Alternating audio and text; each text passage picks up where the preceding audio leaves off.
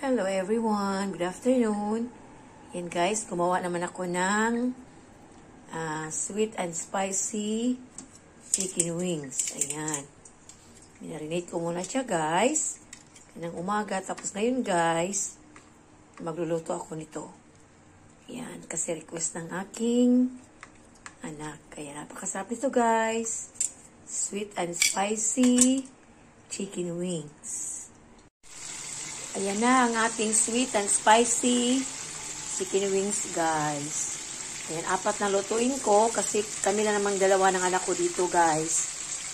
Tapos 2 lang ang kakainin niya. Ayan, kaya ito lang ang luto ko, guys. 4 lang na chicken wings. Napakabango nito, guys. Yan siya, oh. Ayan, binaligtad ko na.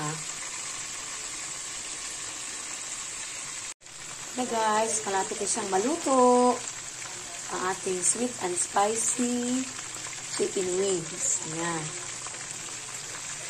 Mga 5 minutes luto na ito siya guys. Ayan. Ayan siya.